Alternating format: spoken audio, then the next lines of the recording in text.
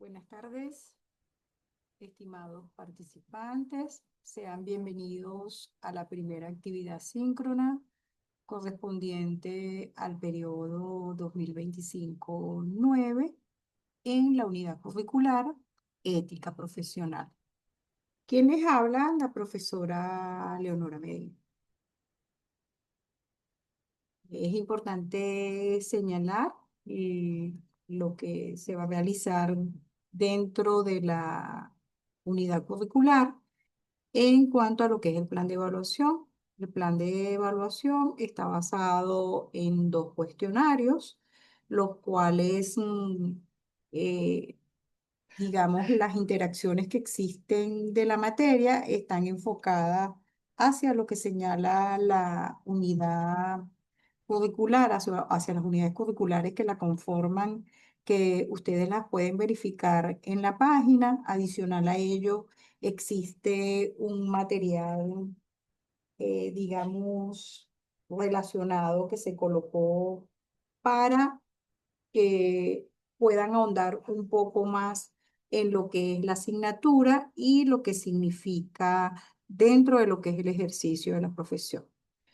Básicamente los dos cuestionarios están basados en las unidades curriculares, por eso es que es importante que ustedes lean las unidades curriculares, lean el contenido programático que tiene la asignatura y también escuchen los videos que están allí. Adicional a ello, cualquier otra cosa que ustedes pueden conseguir en la web, siempre y cuando sea referenciado, que los pueda ayudar a ustedes. Porque básicamente el cuestionario está basado en la unidad curricular.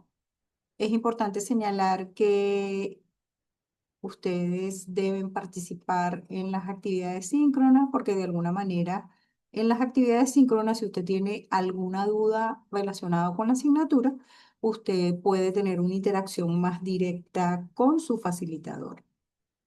Adicional a ello, las dudas que ustedes tengan también las pueden expresar a través de lo que es el foro de dudas, en donde serán respondidas lo más rápido posible. Fíjense una cosa, la ética profesional está enmarcada en todo lo que es el ejercicio, valga la redundancia, de cualquier profesional en cualquier área del conocimiento, no solo en administración y contaduría. Por eso es que es importante de alguna manera conocerla, porque muchas veces escuchamos la palabra ética, pero no sabemos el significado que tiene y, digamos, el sustento filosófico que muchas veces tiene la, digamos, la asignatura o lo que es la ética para conocerla, porque es algo que se conoce desde los tiempos memoriales, desde los tiempos antiguos. En ese sentido, vamos a hacer el abordaje basado en el contenido programático que tiene la asignatura, en la cual se habla de lo que es la teoría del utilitarismo. En el caso de lo que es la teoría del utilitarismo, está enfocado hacia lo que señala su principal exponente, que posteriormente lo vamos a ahondar un poquito más, es en maximizar la felicidad. Él propone que esta maximización o este bienestar debe estar enfocado hacia el mayor número de personas como una base ética fundamental. Adicional a ello, de alguna manera se puede orientar a través de lo que es la teoría del utilitarismo, se puede orientar dentro de lo que es cualquier profesión, acciones que pueden generar un mayor beneficio colectivo al mayor número de personas, como bien lo señala esta teoría. Sin embargo, esta teoría enfrenta críticas debido a que siempre está en la búsqueda del beneficio colectivo, más no el beneficio individual. Entonces, algunos autores o detractores de esta teoría señalan que se subestima la justicia distributiva. Entonces se genera, a pesar de que es una teoría que tiene muchos años de vigencia, que todavía hoy existen debates éticos acerca de los fundamentos que la componen y, como bien lo señala, eh, controversias en lo que debe ser el, el proceso ético en cualquier área del conocimiento.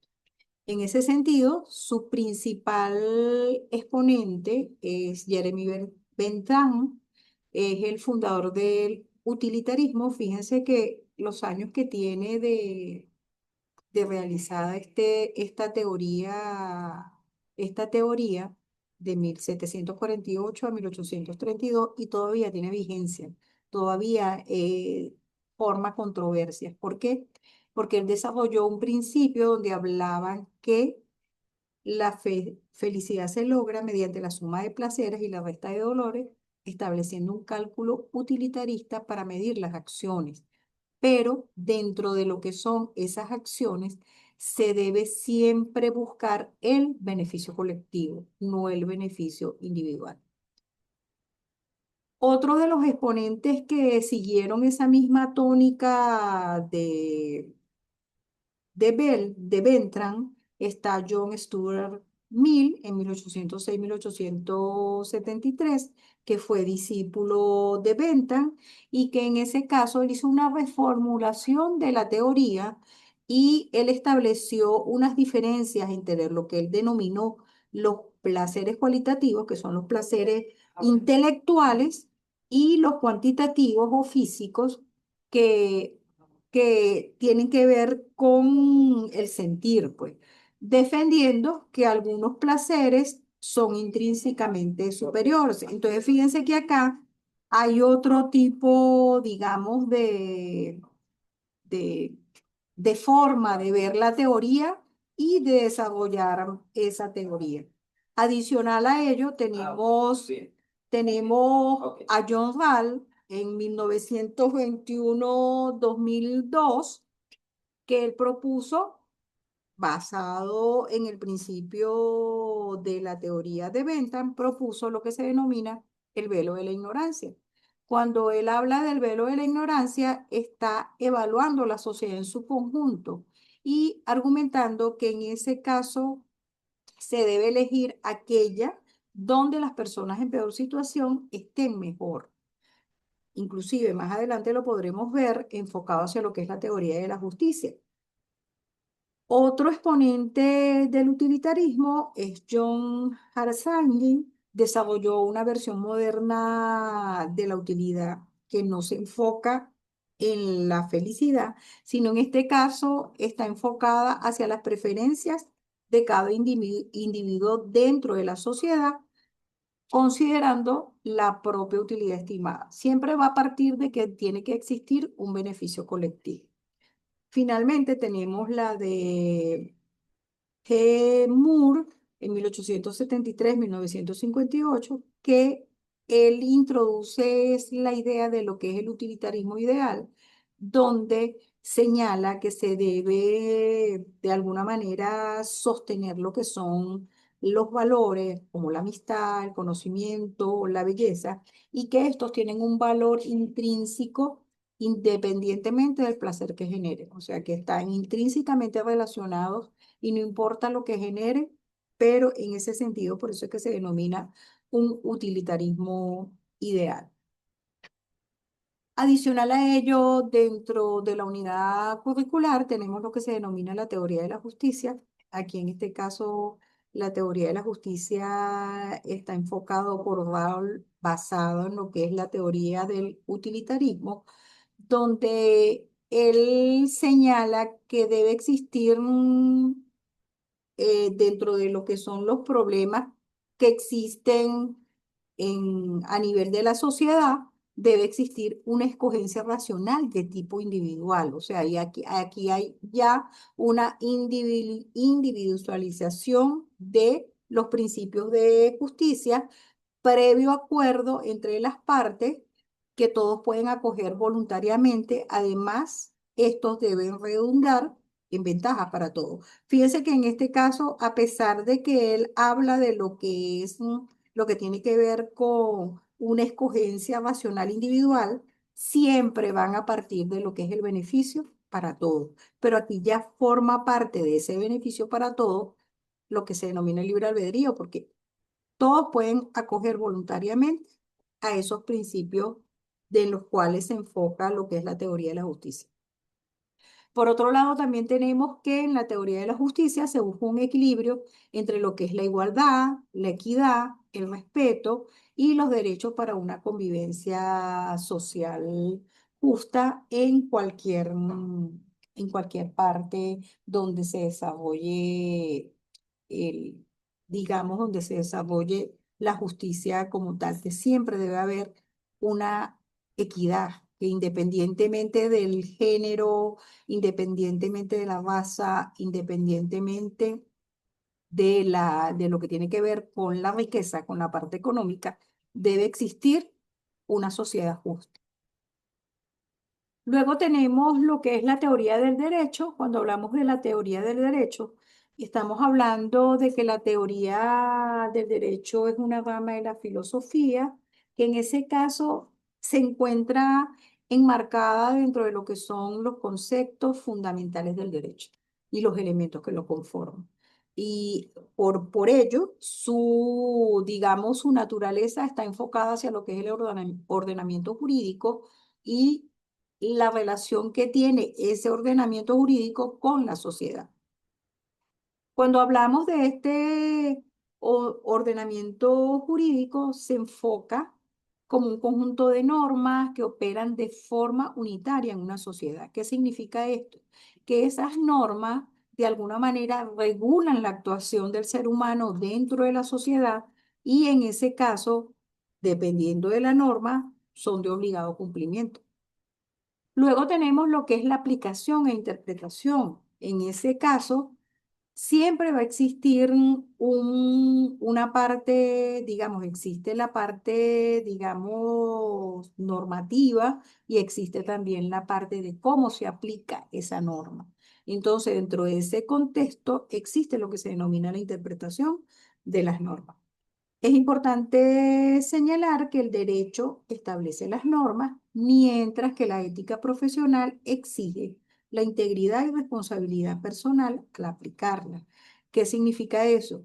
Que debe existir cuando tú haces la aplicación de la ley o de la norma jurídica, esta debe ser aplicada de forma responsable e íntegra y que esa persona tenga la suficiente ética para realizar. Adicional a ello, tenemos lo que es la aplicación la aplicación tanto de la teoría del derecho, la teoría del utilitarismo y la teoría de la justicia en la profesión contable. Es importante señalar que por medio de estas teorías, de alguna manera que subyacen dentro de lo que es dentro de lo que es ética profesional, primero, garantizar la exactitud y confiabilidad de la información financiera.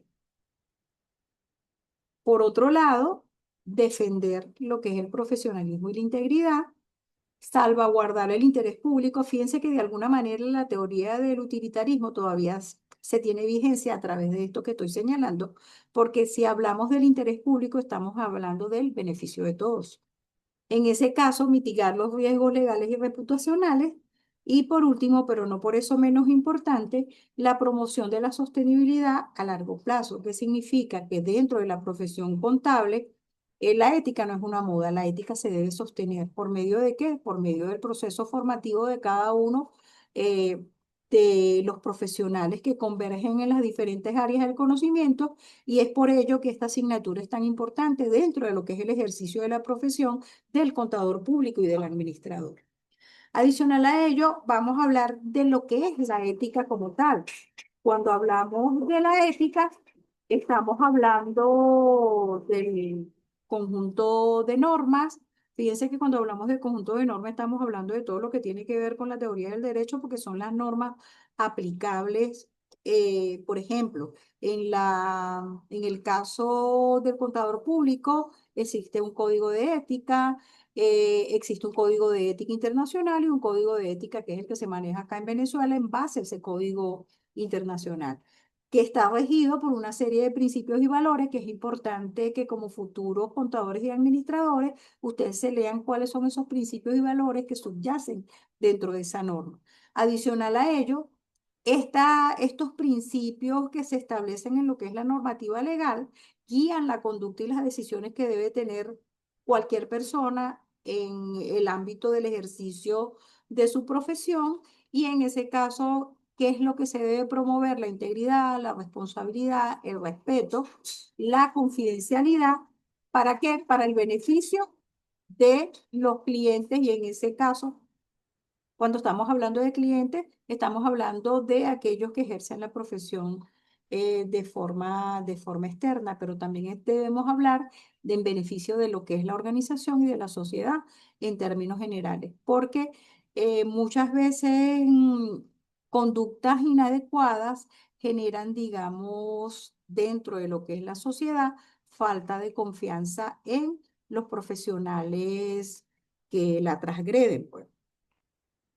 Tenemos acá que en ese caso la ética profesional y y la contaduría están intrínsecamente relacionados. Primero, porque tienen normas claras de conducta. Segundo, tiene una serie de principios como la integridad, la objetividad, la independencia y la confidencialidad. Y para ello, ese profesional que se está formando o los profesionales que ya están ejerciendo su profesión, valga la redundancia, deben contar con las habilidades técnicas y blanda. Cuando hablamos de habilidades técnicas, estamos hablando de todo el conocimiento que tienen que tener en el manejo de lo que son las normas contables y cuando estamos hablando de lo que son las habilidades blandas, estamos hablando de lo que es la comunicación asertiva, lo que es el liderazgo, en ese caso cómo se interrelacionan, lo que es el trabajo en equipo. Entonces, fíjense que aquí en este caso hay una serie de habilidades técnicas y blandas que están relacionadas con el ejercicio de la profesión y que le permiten a este futuro profesional o a este profesional poder adaptarse a los cambios que se suscitan en un mundo globalizado dentro de lo que es el entorno empresarial. Por otro lado, existen lo que se denominan los dilemas éticos. En los últimos años han habido, digamos, muchos escándalos a nivel de mal manejo de lo que son los procesos contables, donde se ha hecho transgresión de lo que es la norma y estos dilemas éticos se ven enfrentados todos los profesionales en todas las áreas del conocimiento. Estos dilemas éticos traen consecuencias de tipo legal, que por lo menos en el caso venezolano establece claramente tanto en lo que es el Código de Ética del Contador y actualmente en lo que es el Código Orgánico Tributario, que usted puede ser, eh, digamos, puede al transgredir la ley, usted puede ser sometido a un juicio y ser encarcelado. Entonces, fíjense que hay unas consecuencias legales y que eso está establecido en lo que es la normativa del ejercicio de la profesión del contador público y del administrador. Existe un daño a la reputación porque entonces todos se miden por la misma vara y eso trae como consecuencia un daño a la reputación de profesionales que hacen el ejercicio de su actividad de forma idónea y de forma consona con lo que es la normativa legal que van a utilizar. Por otro lado, lógicamente la pérdida de confianza en este tipo de profesionales que transgreden la ley. Como conclusión general, podemos decir lo siguiente. En ese caso, la ética profesional es de vital importancia en el ejercicio de cualquier profesión, no solo en la del contador público ni en la del administrador. En cualquier profesión debe existir una ética. Y lo que tiene que ver, por lo menos en el caso de la teoría del utilitarismo, que está enfocada hacia el bienestar que genere la mayor suma de felicidad posible, en ese sentido, si nos vamos a enfocar a lo que es la sociedad como tal, que en este caso es el profesional que labora dentro de una organización empresarial o el profesional que hace libre ejercicio, ahí en ese caso, si se realizan, si tiene conductas éticas, van a, de alguna manera, esto va a ser beneficioso para la sociedad en general. Cuando hablamos y lo integramos con lo que es la teoría de la justicia, lógicamente la teoría de la justicia está fundamentada en el derecho. Cuando hablamos del derecho estamos hablando de lo que es la norma legal y a su vez cuando hablamos de este profesional, tanto el contador o contador público o como el administrador, la norma que los rige guía su conducta y es esencial para lo que se denomina la equidad laboral. ¿Cómo vas a hacer el ejercicio de tu profesión en la medida que ésta se vaya desarrollando en el ámbito empresarial? Por otro lado, tenemos que es importante para los profesionales en términos generales, porque muchas veces hacemos, estamos ejerciendo y muchas veces desconocemos la normativa legal que nos rige. Y entonces esto trae como consecuencia que muchas veces hagamos cosas que no son idóneas y que están enmarcadas, en ese caso que pueden ser sometidos a conductas de tipo legal. Por eso es importante comprender estas teorías porque de alguna manera se va a fortalecer la práctica profesional y eso, el conocimiento trae como consecuencia que podamos promover decisiones justas y éticas en los entornos laborales complejos que actualmente se manejan dentro de las organizaciones, porque recuerden que la globalización ha traído que no existan barreras de ningún tipo y en ese caso, el profesional contable debe tener conocimientos exhaustivos no solo de lo que es la norma legal del país donde está ejerciendo, sino también de normas internacionales que de alguna manera convergen dentro de lo que es el ejercicio de la profesión del contador y el administrador. Por otro lado, tenemos lógicamente la teoría del derecho, porque la teoría del derecho establece lo que son las normas, pero la ética profesional impulsa al actuar con integridad, responsabilidad, elevando nuestro compromiso para realizar las cosas de la mejor manera posible. ¿Y cómo se hace esto? A través de la promoción a nivel profesional de lo que es la ética como una asignatura importante dentro de lo que es la parte académica, la parte educativa, tiene que existir digamos, esta unidad curricular, porque es importante en el ejercicio de la profesión de cada uno de nosotros. Muchas gracias por su atención. Nos vemos en una próxima oportunidad.